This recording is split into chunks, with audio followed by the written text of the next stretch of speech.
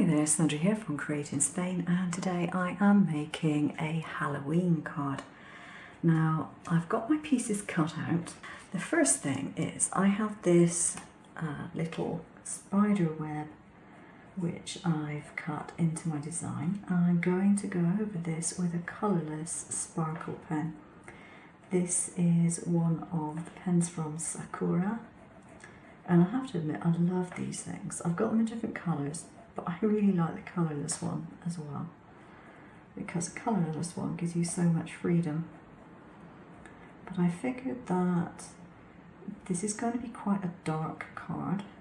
I had a go at doing a similar design this morning and I've modified it a bit. I've made it more delicate, taken some bits out, added some bits in, adjusted sizing and things. So I think this one, fingers crossed, will actually work. My prototype went together easy enough, but it just didn't look quite as I wanted. So that's going to give the spider web a lovely silvery shimmery look without actually colouring it in silver. The other thing that I want to do is take a yellow fluorescent pen and give the cat some fluorescent yellow eyes. There we go. So I can put that to one side and allow it to dry while I get on with the rest of the card. Now I have two pieces here. They have score lines here, cut lines in here, score line over here. This is one of the things that I adjusted because I hadn't made the flap on this wide enough, so I adjusted it a bit.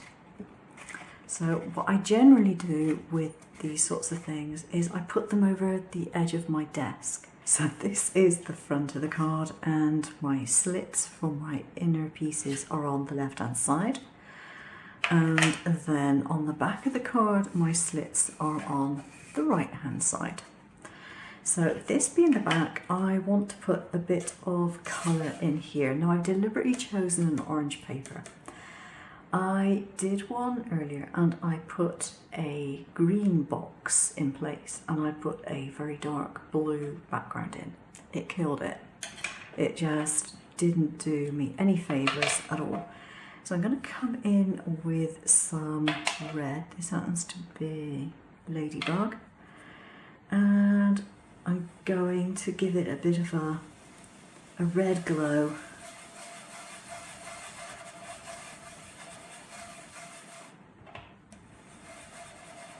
Just there. Doesn't have to be precise, I just want a little bit of a red tinge on this. There we go. That's done, that's the only colouring I really have to do. So there's my left hand side, and here's my right hand side with my slits. Now if this is the back, I need to start off with the very back piece going in, and this is going to be the haunted house. Now these images, apart from the cobweb, which I did myself, I picked up these images off of Pixabay. They're free, they're ready for you to use. You can download them, use them. Some of them you can even use for commercial reasons without needing any kind of permissions. But they came from Pixabay, which is quite useful. I quite often use it if I'm doing prototypes and I don't know if my idea is going to work for a start. And I have to confess, I don't usually do much in the Halloween cards because in the UK we didn't do much with Halloween. Just making a slight rookie error there. Start off, when you're threading these through the hole, start off with the middle one. It makes it easier than if you start off with the edges. Once the middle one is in place, there we go. You can slot the other ones in. I have made these pretty tight fitting because I don't want the card to be floppy and loose when it's finished.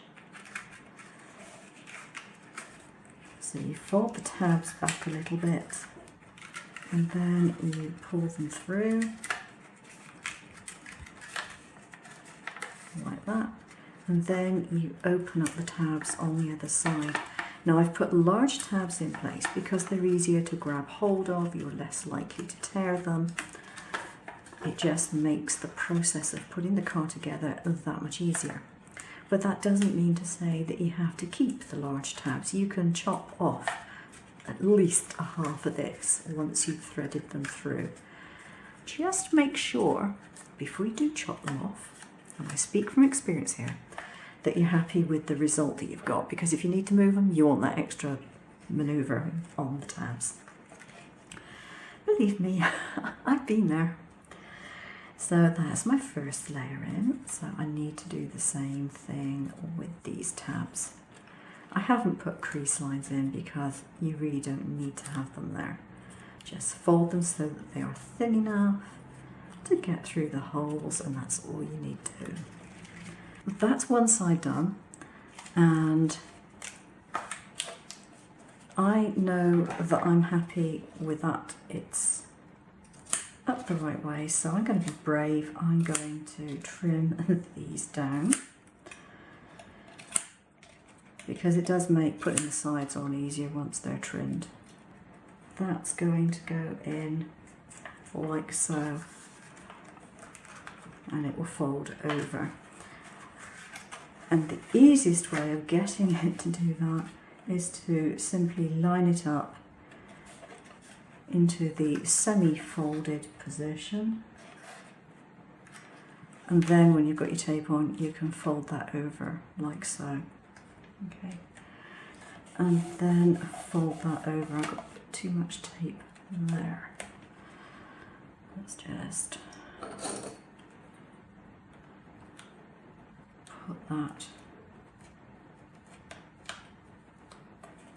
out like so.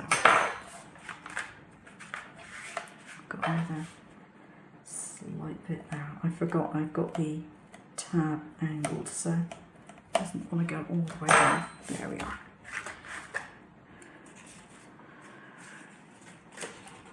So that's one side fitted on. Just want to put a dab of glue, I think, in there. I've got some no wrinkle glue, which is quite good stuff. Just want to put a little bit of glue on the inside of that edge. So what we have to do is to put these tabs into the other side. So again, fold back the edges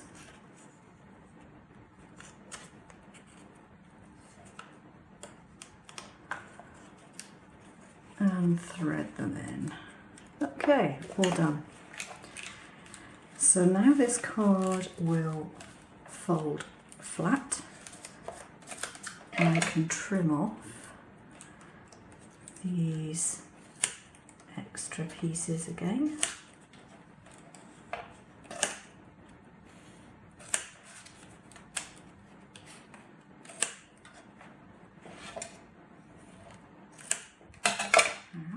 Make sure it's nicely flat.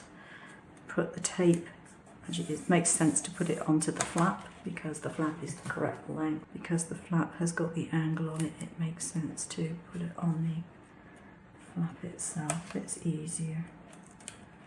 Just see that you're getting it in the right place. That was well judged. And I'm going to put another strip on there as well. I did only put one strip on the other side, but decided why not be extra cautious and use two. So there we are. So now we can put that in the other direction to flatten it. It's one of those cards that benefits from a little manipulation. Oh, I almost forgot. I have a rather oversized spider to put in as well. And I'm not sure whether I want to put him on the web. I don't think I want to put him on the web. What I'm going to do, I think, is put him on the inside of the front panel.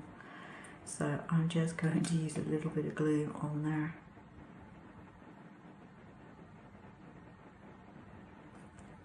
Just a little, not much. And if I put my finger under there, there we go, I'm going to stick him on. However, was I going to leave it at that? Probably not, because I'm thinking that it would be quite nice to have a light in there.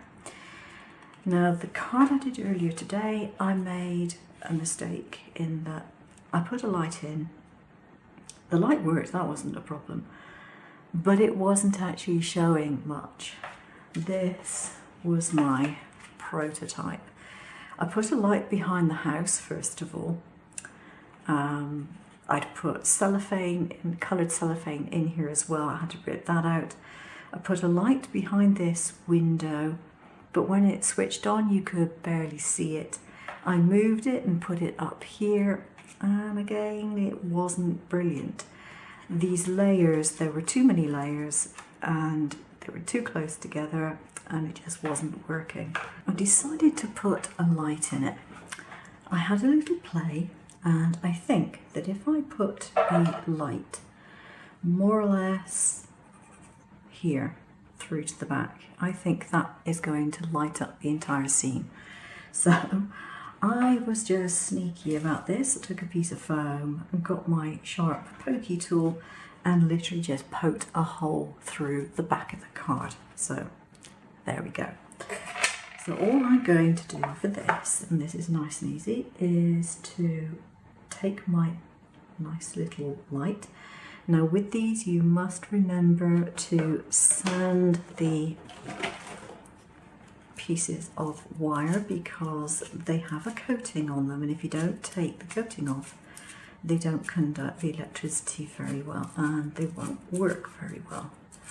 So you can do it like this with a nail file, or you can use an e-file if you've got one, a piece of sandpaper or whatever. It doesn't make much difference as long as you take the coating off. So what I'm going to do is to check which way it's up. That's up. Literally just put this light bulb so that it pokes through the back of the card.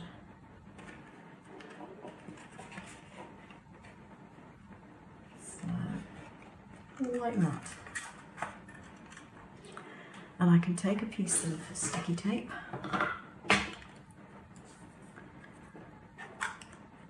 and I can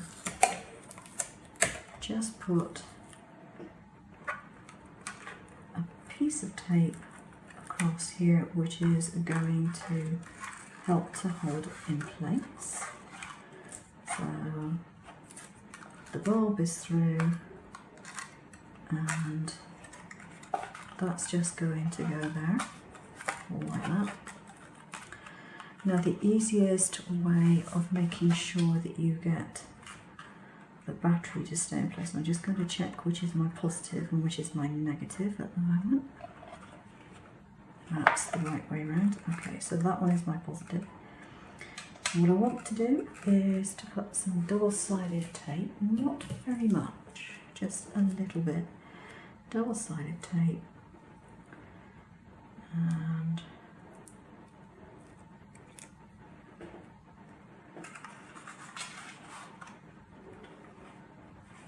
put it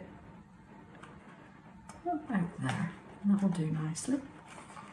Okay, I will just curl up my wire so it's on there and stick my battery on the top. It wouldn't move. After doing this, it would stay there. Now what you want to do if you're going to be giving this card is to do it a bit neater than this. but all you have to do is to give someone the instruction. You can put a tab or something over the other side of this and just say, put that on there and stick it down and your lights will be on. So if I just take a little bit of tape at the moment so I can demonstrate how effective or otherwise this light is in this position. Right, I'm going to turn the light off. Are you ready? There we go. It looks much better here than it does on camera. I think the camera's having difficulty picking it up, but it does light it up quite nicely. If you do want to put a light in, put a hole roughly in the center of the back of the card, and then it will be in the correct place. The last step for this card is to put the sentiment on, and I've got it cut out from black cardstock. I've just used a white Signo pen in my silver bullet to do the text. And the sentiment I've got is "Don't get spooked." I used the same font for all of it, but I did a wave on the last word there. So I think that is pretty much centered.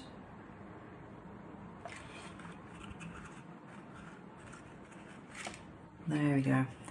The finishing touch. So my card lights up, although you can't see it too well in daytime, so I've not got the batteries in at the moment. And I think it's come out very well. It's got a lot of dimension to it, but it can be folded flat for posting.